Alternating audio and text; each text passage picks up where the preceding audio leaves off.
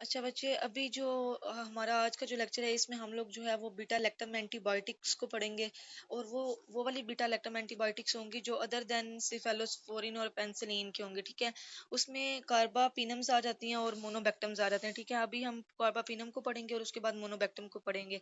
सबसे पहले कार्बापिनम, इनमें भी बीटा लैक्टम रिंग ही मौजूद होती है, बट ये भी जो है डिफरेंट तरह से ये सेल वॉल सिंथेसिस को, मतलब सेल वॉल को इनहिबिट कर रही होती है, उसकी सिंथेसिस को इनहिबिट कर रही होती है। इन ड्रग्स का भी मैकेनिज्म ऑफ एक्शन बिल्कुल सेम होता है जैसे कि पेंसिलिन और सिफेलोस्पोरिन का होता है, ठीक है। सबसे पहले कहते हैं कि जो कार्बापिनम्स होती हैं स्ट्रॉन्ग ग्रुप होता है। बीटा लैक्टम जो हमारे पास एंटीबायोटिक्स होती हैं उनका एक स्ट्रॉन्ग ग्रुप होता है, ठीक है। ये इसका अगर मैकेनिज्म ऑफ एक्शन हम देखें तो कहते हैं कि ये हमारे पास सिमिलर होते हैं पेंसिलिन के, लेकिन इसका एक सिर्फ डिफरेंस होता है कि इसका जो स्ट्रक्चर होता है ना वो डिफरेंट होता है, क्योंकि इसके अंदर जो हमारे पास सल्फर एटम जो थायाजोलिडीन रिंग के अंदर होते हैं वो रिप्लेस हो जाते हैं कार्बन एटम के साथ। हमने बेसिकली इसका अगर स्ट्रक्चर पढ़ा था तो हमने इस तरह करके कुछ एक स्ट्रक्चर बनाया था। अगर आपको थोड़ा सा याद हो, अगर आप बुक को देखें ना तो आपको पता चलेगा कि इस तरह करके इसका स्ट्रक्चर होते हैं। ये तकरीबन ऐसे करके इसकी रिंग बनी होती है। तो वो बेसिकली कहते हैं कि इस रिंग के ऊपर जाके कार्बन एटम अटैच हो जाता है, सल्फर की जगह जो है वो कार्बन एटम यहाँ पे अटैच हो जाता है। बेसिकली सिर्फ सिर्फ इसके स्ट्रक्चर में ये डिफरेंस है, बाकी ये पेंसिलिन की तरह ही काम करती है कार्बापिनम, ठीक है।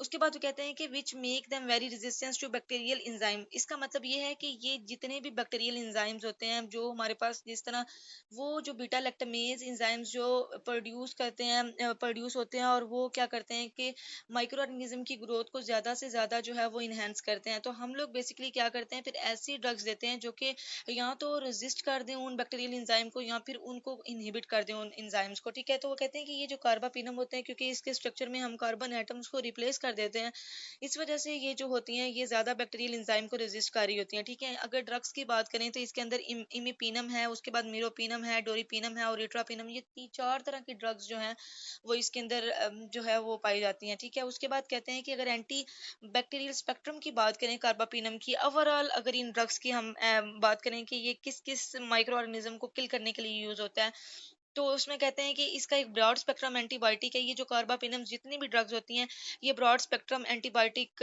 के अमल होती हैं। मतलब इसका ये है कि ये डिफरेंट तरह के ऑर्गेनिजम्स को मतलब किल करती हैं, ठीक है। इसमें जैसे कि ये ग्राम पॉजिटिव और ग्राम नेगेटिव बैक्टीरियाज के अगेंस्ट अपना काम करते हैं। अब ग्राम पॉजिटिव और ग्राम नेगेटिव में डिफरेंट तरह के माइक्रो ऑर्गेनिजम्स आ जाते हैं, तो ये उनको ट्रीट करने के लिए यूज किया जाता है, ठीक है। ये एनारोब्स जिसको बैक्टीरियाइड्स कहते हैं उसके अगेंस्ट ये काम करती है, और ये active against beta lactamase producing bacteria, ऐसे बैक्टीरिया जो कि बीटा लैक्टमेज एंजाइम को प्रोड्यूस करते हैं उसके अगेंस्ट भी ये काम करता है। इट्स मीन इसका ब्रॉड स्पेक्ट्रम जो है वो एंटीबैक्टीरियल स्पेक्ट्रम है, जिसके हम जैसे कि ये ग्राम पॉजिटिव के अगेंस्ट भी, ग्राम नेगेटिव के अगेंस्ट भी, एनारोब्स के अगेंस्ट भी और बीटा लैक्टमेज प्रोड्यूसिंग बैक्टीरिया के अगेंस्ट भी ये काम करता है, ठीक हो गया। नेक्स्ट अगर देखें तो कहते हैं कि ये गुड एक्टिविटी इसकी स्यूडोमोनास एरोजिनोजास के अगेंस्ट भी ये काम करता है, ठीक है। इसके अगेंस्ट भी ये जो ड्रग होती है, ये इस ड्रग में जितनी इस क्लास जितनी ड्रग्स आती हैं, इमिपिनम्स, डोरिपिनम्स, इट्रापिनम, ये सब जो है इसके अगेंस्ट काम करती हैं, ठीक हो गया। तो उसके बाद कहते हैं स्पेशली जो इमिपिनम होती है, मिरोपिनम और डोरिपिनम होती है, ये जो तीनों ड्रग्स होती हैं ये स्पेसिफिकली जो है स्यूडोमोनास एरोजिनोजा के अगेंस्ट काम करती हैं, ठीक हो गया।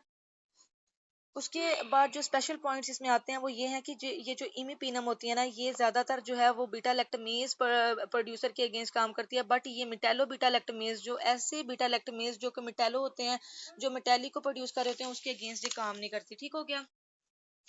नेक्स्ट जो डोरिपिनम है, डोरिपिनम जो होती है ये इफेक्टिव होती है रेजिस्टेंट स्यूडोमोनास के अगेंस्ट। ऐसा स्यूडोमोनास बैक्टीरिया जो कि बहुत सारी ड्रग्स जो हैं वो दे दी जाए, जैसे पेंसिलिन भी दी जाए या सिफेलोस्पोरिन भी दी जाए, बट वो उसको ट्रीट ना करे, तो हम लोग जो है वो फिर ये जो डोरिपिनम होती है इसको देते हैं, ताकि ये रेजिस्टेंट स्यूडोमोनास होता है उसको ट्रीट करता है, ठीक हो गया। उसके बाद इट्रापिनम की अगर बात करें तो ये ज्यादातर किस ऑर्गेनिजम्स के अगेंस्ट एक्टिव नहीं होता। इसमें हम लोगों ने देखना है कि ये जो इट्रापिनम एक ऐसी ड्रग है जो कि ना स्यूडोमोनास के अगेंस्ट एक्टिव होती है, ना एंटीरोकोकस के अगेंस्ट एक्टिव होती है, ना एसिनिटोबैक्टर के अगेंस्ट एक्टिव होती है, ठीक है। इन तीन माइक्रो ऑर्गेनिज्म के अगेंस्ट ये इट्रापिनम जो ड्रग होती है ये एक्टिव नहीं होती, ठीक है। स्पेसिफिकली हमने सबसे पहले जनरली इनके जो बैक्टीरियल स्पेक्ट्रम में पढ़ा कि ये ग्राम पॉजिटिव, ग्राम नेगेटिव, उसके बाद ये जो है एनारोब्स के अगेंस्ट भी काम करते हैं, एंड देन ये बीटा लैक्टमेज प्रोड्यूसिंग बैक्टीरियाज के अगेंस्ट भी काम करता है। उसके बाद हमने स्यूडोमोनास एरोजिनोजा के अगेंस्ट भी इसको बोला कि इसकी एक्टिविटी की बहुत ज़्यादा होती है, बट स्पेशल पॉइंट्स में हमने ये बोल दिया कि इमिपेनम्स जो है वो मेटालो बीटा लैक्टमेज के अलावा जितने भी बीटा लैक्टमेज होते हैं उनके अगेंस्ट काम करती है, जबकि जो डोरीपिनम होती है वो रेजिस्टेंस जो स्यूडोमोनास होता है उसके अगेंस्ट काम करती है, और इल्ट्रापिनम जो होती है स्पेसिफिकली इन तीन माइक्रो ऑर्गेनिज्म के अगेंस्ट अपनी एक्टिविटी नहीं शो करवाती। ठीक हो गया। फार्माकोकाइनेटिक की बात करें तो ये ज़्यादातर ये वाली ड्रग्स जो होती हैं ये ओनली आईवी दी जाती हैं, और ये बॉडी टिश्यूज और फ्लूइड्स के अंदर वाइडली डिस्ट्रीब्यूट हो जाती हैं, और कुछ जो है वो सेरेब्रोस्पाइनल फ्लूइड जैसे कि ब्रेन फ्लूइड स्पेशली मेनिंजाइटिस, ऐसी कंडीशन जिसके अंदर ब्रेन जो है वो प्रॉपरली एक इन्फ्लेमेटरी कंडीशन में होता है, तो उसके अंदर ये ड्रग्स जो है वो ज़्यादा से ज़्यादा पेनिट्रेट कर देती हैं ब्रेन के अंदर। ठीक है। जिसमें स्पेसिफिकली उन्होंने बात की मीरोपिनम की कि ये थेराप्यूटिक लेवल्स के अंदर मेनिंजाइटिस के मतलब अगर फॉर एग्जांपल एक पेशेंट है जिसको मेनिंजाइटिस है, तो विदाउट इन्फ्लेमेशन भी ये जो ड्रग है ये थेराप्यूटिक लेवल पे जो है वो ब्रेन के अंदर इसकी कंसंट्रेशन चली जाती है। ठीक हो गया।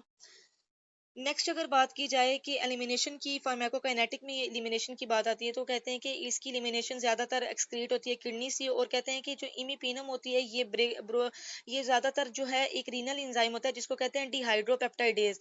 इस एंजाइम के थ्रू ये ब्रेक हो जाती है, और इस वजह से हम लोग ये जो इमिपेनम होती है इसको कम्बिनेशन में देते हैं सिलेस्टेटिन के कम्बिनेशन में इसलिए देते हैं ताकि ये जो रीनल एंजाइम्स होते हैं उससे ये बेसिकली डिग्रेड ना हो, और जो हमें प्रॉपरली इसका इफेक्ट चाहिए वो हमें मिलता रहे। ठीक हो गया।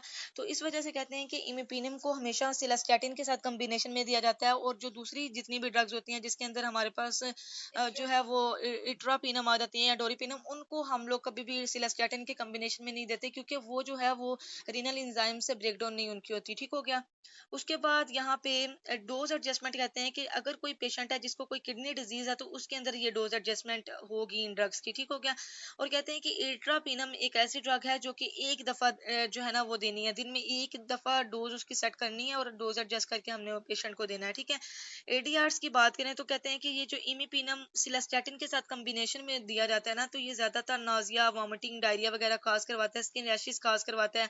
ठीक है। ब्लड जो व्हाइट ब्लड सेल का लेवल होता है ये लो करवाता है, लेकिन ये रियरली बॉडी के अंदर जो है ना ये इमिपेनम या सिलेस्टेटिन जो है blood level, white blood cells का लेवल लो करवाती है। ठीक है। और कहते हैं कि ये जो होते हैं ये ज्यादातर सीजर्स जो है वो काज करवाते हैं, और ज्यादा हाई डोजेज अगर इमिपेनम की दी जाए तो उससे सीजर हो सकते हैं। उसके बाद कहते हैं कि एलर्जी या क्रॉस रिएक्टिविटी रिएक्शंस भी इसके साथ होते हैं। ठीक है। जैसे पेंसिलिन की एलर्जी होती है ना, इसी तरह ये जो कार्बापिनम्स वगैरह होते हैं इनसे भी एलर्जी होती है। ठीक है।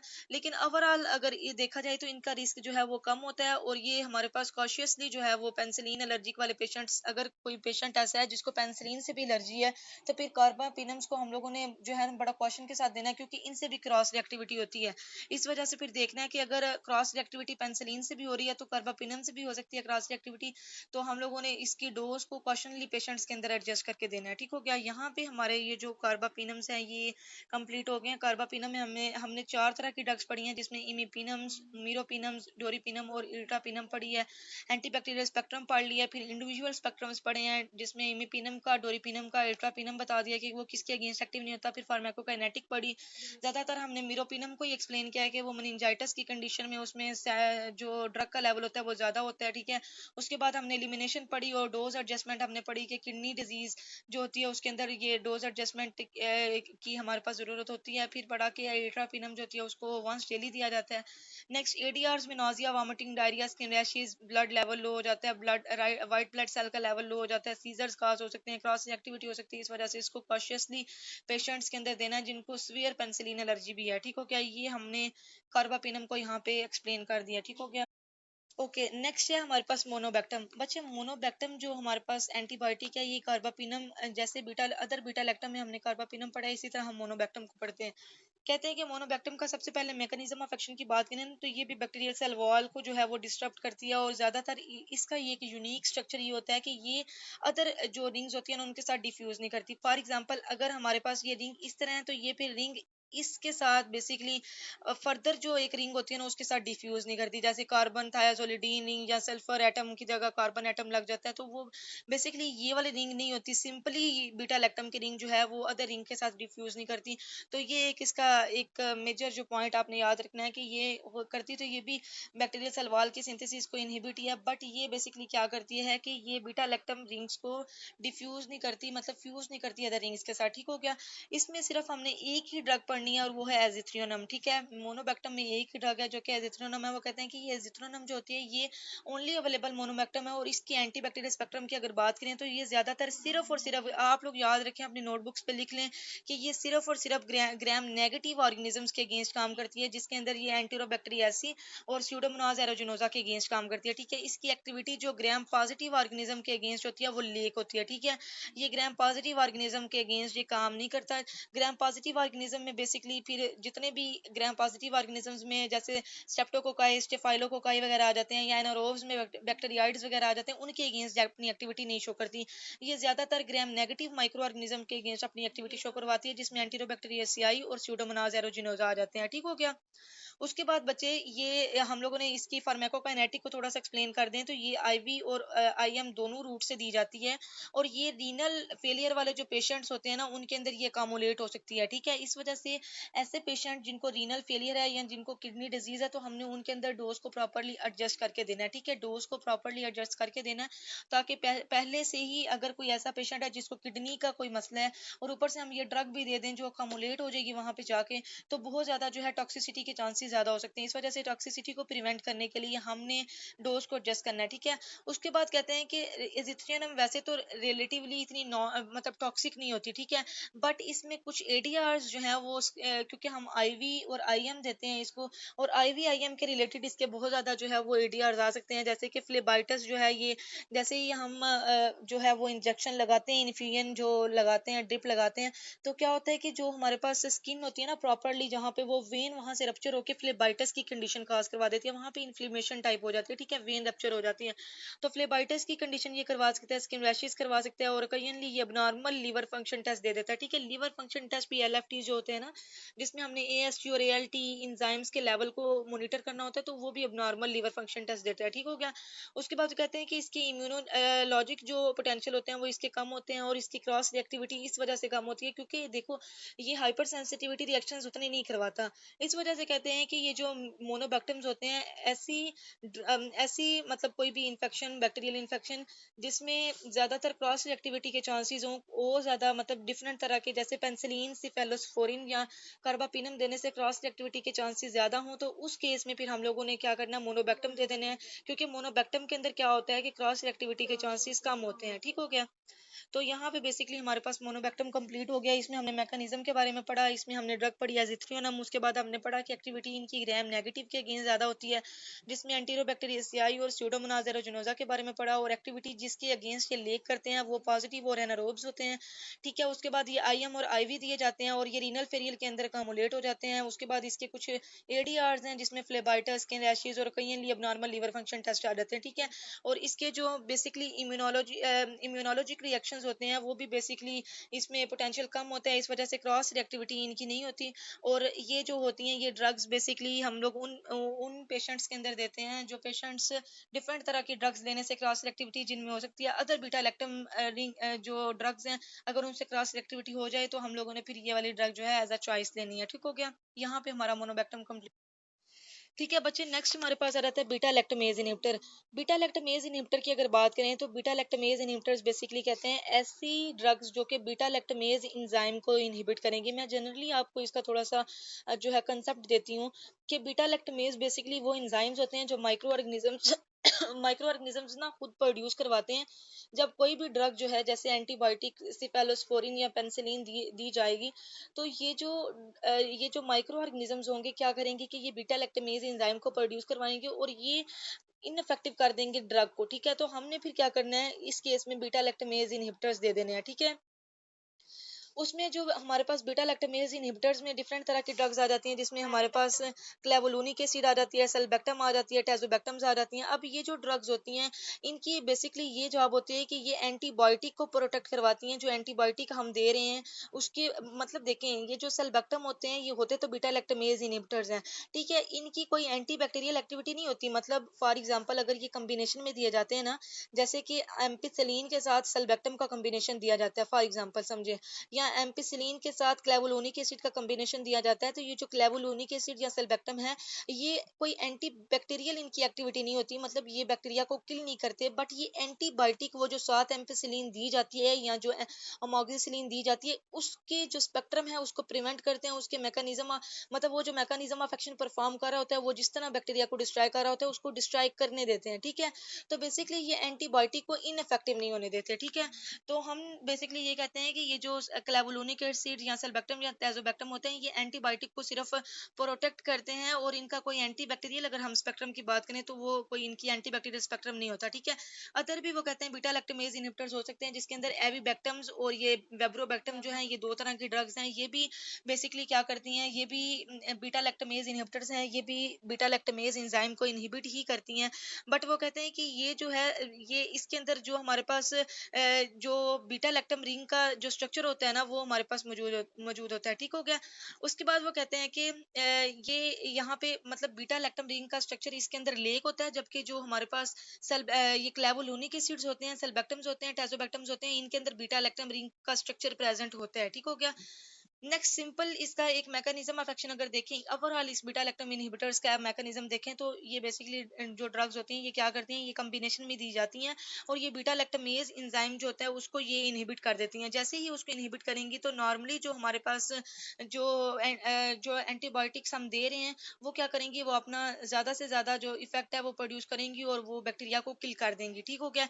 और यहाँ पे ये ज्यादातर जो है ये फार्मूलेट किए जाते हैं बीटा लैक्टमेज सेंसिटिव एंटीबायोटिक्स के लिए। ऐसी एंटीबायोटिक्स जो कि बीटा लैक्टमेज से सेंसिटिव होती हैं, मतलब वो एंटीबायोटिक्स जिनकी जो दें तो बॉडी के अंदर जो माइक्रो ऑर्गेनिजम्स हैं वो क्या करें, बीटा लैक्टमेज को प्रोड्यूस करवाना शुरू कर दें। तो हम उस केस में फिर कॉम्बिनेशन में देते हैं। इसमें कॉम्बिनेशन में उन्होंने सिंपली लिखा है कि अमोक्सिसिलिन या पाइपरासिलिन जो ड्रग्स हैं, उनके साथ हम कॉम्बिनेशन में बेसिकली ये वाली ड्रग्स जो हैं वो देते हैं, ठीक हो गया। अब नेक्स्ट नीचे जो है, अब ये तो जनरली एक बीटा लैक्टमेज का एक मैकेनिज्म था, या फिर हमने कॉम्बिनेशन में पढ़ा कि हम बीटा लैक्टमेज को क्यों देते हैं। सिंपली इसमें हमने क्लेवुलोनिक एसिड, सेल्बैक्टम और टाजोबैक्टम को पढ़ा कि ये जो तीन ड्रग्स हैं इनके अंदर जो हमारे पास बीटा लैक्टम रिंग होती है वो प्रेजेंट होती है, और ये जो होती हैं ये सिंपली जो है वो एंटीबायोटिक को प्रोटेक्ट करवाती हैं। ये प्रॉपरली कोई इनका एंटीबैक्टीरियल स्पेक्ट्रम नहीं होता। जबकि एविबैक्टम और वेब्रोबैक्टम के बारे में पढ़ा कि ये बीटा लैक्टम जो कोर बीटा लैक्टम स्ट्रक्चर होता है उसको तो ये लेक करती हैं, लेकिन ये इनकी जो एक्टिविटी होती है ये भी क्या करती हैं, ये उसको किल बीटा लैक्टमेज जो एंजाइम होते हैं उसको किल करवाती हैं, उसको प्रोड्यूस नहीं होने देती हैं, और जो माइक्रो ऑर्गेनिजम्स होते हैं वो किलिंग उनकी किलिंग ज्यादा होती है, ठीक है। उसके बाद यहाँ पे cephalosporin and beta lactamase inhibitor combination की अगर बात करें, वो कहते हैं कि अगर हम लोग कोई भी सिफेलोस्पोरिन में first generation, second generation, third generation में से कोई ड्रग को हम बीटा लैक्टमेज इनहिबिटर के साथ कॉम्बिनेशन में दें तो क्या हो सकता है। सबसे पहले उन्होंने यहाँ पे बात की कि अगर हम सेफ्टोलोजोन, ये थर्ड जनरेशन एंटीबायोटिक है, अगर इसको हम कॉम्बिनेशन में दें टेजोबैक्टम के साथ, तो ये ज्यादातर जो है ये ट्रीट किन किन ऑर्गेनिज्म को करती है, ये रेजिस्टेंट एंटीरोबैक्टीरियसियाई ऑर्गेनिज्म को ट्रीट करती है, और मल्टी ड्रग रेजिस्टेंट स्यूडोमोनाज एरोजिनोजा को ट्रीट करने के लिए यूज की जाती है, ठीक है। जो मल्टी ड्रग रेजिस्टेंट स्यूडोमोनाज एरोजिनोजा होते हैं, स्यूडोमोनाज एरोजिनोजा होती हैं, उसको ट्रीट करने के लिए यूज किए जाते हैं। और उसके बाद ये जो है एंटीरोबैक्टीरियसियाई, जो रेजिस्टेंट एंटीरोबैक्टीरियसियाई होते हैं उसको ट्रीट करने के लिए यूज किए जाते हैं, ठीक है। ये आईवी फार्मूलेशन में ये ड्रग्स दी जाती हैं, ठीक है। इनकी भी फार्मूलेशन आईवी होती है। और उसके बाद वो कहते हैं कि ये हमारे पास ये जो इनकी एक्टिविटी जो होती है बीटा लैक्टमेज प्रोड्यूसिंग बैक्टीरिया, जैसे कि इसके अंदर आ जाता है ना सिलेक्टिव स्ट्रेन्स ऑफ ईएसबीएल्स। ये जो ईएसबीएल्स होते हैं ना, ये यहाँ पे मैं आपको बताती हूँ, ये कहते हैं कि एक्सटेंडेड स्पेक्ट्रम बीटा लैक्टमेज। एक होते हैं सिंपल बीटा लैक्टमेज और एक होते हैं extended spectrum beta lactamase. Extended spectrum beta lactamase का मतलब ये होता है कि ऐसे बीटा लैक्टमेज जो कि एक्सटेंसिवली प्रोड्यूस होते हैं और वो डेंजरसली वो क्या करते हैं, माइक्रो ऑर्गेनिज्म की ग्रोथ को इनहेंस करवा देते हैं। तो हमने ईएसएलबी स्ट्रेन्स के अगेंस्ट भी ये ड्रग्स देनी है, ठीक है। ये कॉम्बिनेशन हम सेफ्टोलोजोन और टेजोबैक्टम का कॉम्बिनेशन दे सकते हैं। बट वो कहते हैं कि यही जो सेफ्टोलोजोन और टेजोबैक्टम है, ये इनकी नैरो एक्टिविटी होती है अगेंस्ट ग्राम पॉजिटिव ऑर्गेनिज्म के अगेंस्ट इनकी नैरो एक्टिविटी होती है, और लिमिटेड एनारोबिक एक्टिविटी होती है, ठीक है। एनारोब्स के अगेंस्ट भी ये लिमिटेड अपनी एक्टिविटी को शो करवाते हैं। तो बेसिकली ये सिर्फ रेजिस्टेंट एंटीरोबैक्टीरियसियाइज और मल्टी ड्रग रेजिस्टेंट स्यूडोमोनाज एरोजिनोजा के अगेंस्ट ही काम करते हैं, ठीक हो गया। उसके बाद बच्चे नेक्स्ट हमने सिंपली अभी पढ़ लिया सेफ्टोलोजोन को टेजोबैक्टम के कॉम्बिनेशन के साथ। अब नेक्स्ट हमारा कॉम्बिनेशन है सेप्टेजिडाइम, ये भी थर्ड जनरेशन ड्रग है। सेप्टेजिडाइम को एविबैक्टम के साथ हम अगर दें, अब वो कहते हैं कि अगर सेप्टेजिडाइम को एविबैक्टम के साथ दें तो ये भी जो है आईवी फार्मूलेशन में ही दी जाती है, और इसका भी जो ज्यादातर स्पेक्ट्रम है वो broad spectrum gram negative active मतलब ऑर्गेनिजम्स के अगेंस्ट इसका ज्यादा होता है, जिसमें एंटीरोबैक्टीरियसियाइज हैं या स्यूडोमोनास एरोजिनोजा हैं। और मतलब एडिशनली वो कहते हैं कि ये जो एविबैक्टम होती है ये ड्रग को जो रेजिस्टेंस मतलब ड्रग को रेजिस्ट करवाती है अगेंस्ट ये जो ब्रॉड स्पेक्ट्रम बीटा लैक्टमेज होते हैं। बीटा लैक्टमेज बेसिकली वो माइक्रो ऑर्गेनिज्म मतलब वो इंजाइम्स होते हैं जो कि ज्यादा से ज्यादा जो है वो ड्रग को रेजिस्ट करवाते हैं और ड्रग की एक्टिविटी को कम कर देते हैं। तो हम लोग ये ड्रग्स बेसिकली वो जो बीटा लैक्टमेज एंजाइम्स होते हैं उसको भी इनहिबिट करवाने के लिए दे देते हैं, जिसमें एएमपीसी और ईएसएलबी स्ट्रेन्स और कार्बापिनमेजिस ये बेसिकली सारे इंजाइम्स हैं। ठीक है, इन इंजाइम्स को भी वो क्या करवा देती है, इनएक्टिव करवा देती है। ठीक हो गया। उसके बाद वो कहते हैं एक्सेप्शन इसकी ये है कि ये मिटेलो बीटा लैक्टमेज के अगेंस्ट ये जो ड्रग्स होती हैं ये काम नहीं करती हैं। ठीक है, मिटेलो बीटा लैक्टमेज के अगेंस्ट ये ड्रग्स काम नहीं करती। नेक्स्ट इसकी सिंपली एक ही चीज लिखी हुई है कि वो कहते हैं कि ये जो जैसे हमने पढ़ा कि जो सेफ्टोलोजोन और टेजोबैक्टम है वो भी मिनिमल एक्टिविटी उनकी होती है, बेसिकली उनकी मिनिमल एक्टिविटी होती है अगेंस्ट ग्राम पॉजिटिव ऑर्गेनिजम्स, और ये जो हमारे पास एनारोब्स होते हैं इनके अगेंस्ट नैरो एक्टिविटी होती है। जबकि हमारे पास यहाँ पे ये जो ये सेप्टेजिडाइम्स और ये जो एविबैक्टम्स होते हैं इनकी एक्टिविटी मिनिमल होती है एसिनिटोबैक्टर्स के अगेंस्ट, ग्राम पॉजिटिव के अगेंस्ट और एनारोब्स के अगेंस्ट। ठीक हो गया, ये तीन माइक्रो ऑर्गेनिजम्स के अगेंस्ट इनकी लिमिटेड एक्टिविटी होती है। ये जो दोनों ड्रग्स हमने पढ़ी हैं, एक सेफ्टोलोजोन को टेजोबैक्टम के साथ कॉम्बिनेशन में और एक सेप्टेजिडाइम को एविबैक्टम के साथ कॉम्बिनेशन में, ये जो दोनों ड्रग के कॉम्बिनेशन है ये इंट्रा अब्डोमिनल इन्फेक्शन को ट्रीट करने के लिए यूज किए जाते हैं, और दूसरा ये कॉम्प्लिकेटेड जो यूटीआई ट्रैक्ट इन्फेक्शन होती है ना, यूटी ट्रैक्ट इन्फेक्शन मतलब इनको ट्रीट करने के लिए ये यूज किए जाते हैं। ठीक हो गया। उसके बाद हमने सिंपली ये चीज पढ़ ली। ये यहाँ पे हमारे जो बीटा लैक्टमेज में हमने जो सिफेलोस्पोरिन को बीटा लैक्टमेज का कॉम्बिनेशन के साथ ड्रग्स को पढ़ा है वो हमने पढ़ लिया। ठीक है, नेक्स्ट यहाँ पे आ जाता है अगर कार्बापिनम को बीटा लैक्टमेज इनहिबिटर के साथ कॉम्बिनेशन में पढ़े, हमने सिंपली अभी कार्बापिनम पहले पढ़े हैं, उसमें हमने पढ़ा है कि मीरोपिनम, मीरोपिनम अगर फॉर एग्जांपल अगर मीरोपिनम को हम वेब्रोबैक्टम के साथ देते हैं ना, तो मीरोपिनम और वेब्रोबैक्टम का जो कॉम्बिनेशन है ये हमारे पास कॉम्प्लिकेटेड यूटीआई ट्रैक्ट इन्फेक्शन को ट्रीट करने के लिए यूज किया जाता है, इंक्लूडिंग फाइलोनेफ्राइटिस, ये किडनी की बेसिकली इन्फेक्शन होती है। और उसके बाद वो कहते हैं कि इन ये जो कॉम्बिनेशन होता है इसकी एक्टिविटी अगेंस्ट एंटीरोबैक्टीरियसियाई के अगेंस्ट भी इसकी एक्टिविटी होती है, और यहाँ पे एक्सेप्शन इसकी सिर्फ ये है कि ये मेटालो बीटा लैक्टमेज के अगेंस्ट इसकी एक्टिविटी नहीं होती। ठीक हो गया। तो यहाँ पे सिंपली अब देखें हमने क्या क्या पढ़ा है। यहाँ पे हमने बीटा लैक्टमेज इनहिबिटर्स पढ़े हैं। मैंने सिंपली आपको बीटा लैक्टमेज इनहिबिटर्स के बारे में बताया कि तीन तरह की ड्रग्स होती हैं। उसके बाद अदर ड्रग्स भी हमने पढ़ी जिसमें एविबैक्टम और वेब्रोबैक्टम पढ़ा, उसमें हमने बोला कि जो बीटा लैक्टम कोर स्ट्रक्चर होता है वो प्रेजेंट नहीं होता, बाकी इनका जो मैकेनिज्म एक्शन होता है वो सेम ही होता है कि ये बीटा लैक्टमेज एंजाइम को इनहिबिट करके अपनी एक्टिविटी को परफॉर्म करते हैं, और नॉर्मली ये क्या करते हैं कि जो एंटीबायोटिक के जो स्पेक्ट्रम होते हैं उसको इंक्रीज करवाते हैं ताकि जो एंटीबायोटिक हम दे रहे हैं वो प्रॉपरली जाके माइक्रो ऑर्गेनिज्म को किल कर दे। ठीक हो क्या। उसके बाद कहते हैं कि ये सिफेलोस्पोरिन और बीटा लैक्टमेज इनहिबिटर का अगर कॉम्बिनेशन देखिए बच्चे आप लोगों ने पढ़ा होगा कि यहाँ पे हमने कोई एक ड्रग भी ऐसी नहीं पढ़ी जो सिफेलोस्पोरिन के बगैर हो। ठीक है, जैसे यहाँ पे सिफेलोस्पोरिन में हमने थर्ड जनरेशन पहले सेफ्टोलोजोन और टेजोबैक्टम का कॉम्बिनेशन पढ़ा है, और उसके बाद अभी हमने सेप्टाजिडाइम और एविबैक्टम का कॉम्बिनेशन पढ़ा है। तो इसमें बेसिकली उन्होंने यही स्पेसिफिकली सिफेलोस्पोरिन और बीटा लैक्टमेज इनहिबिटर का कॉम्बिनेशन पहले बताया, उसके बाद कार्बापिनम और बीटा लैक्टमेज इनहिबिटर का कॉम्बिनेशन बताया।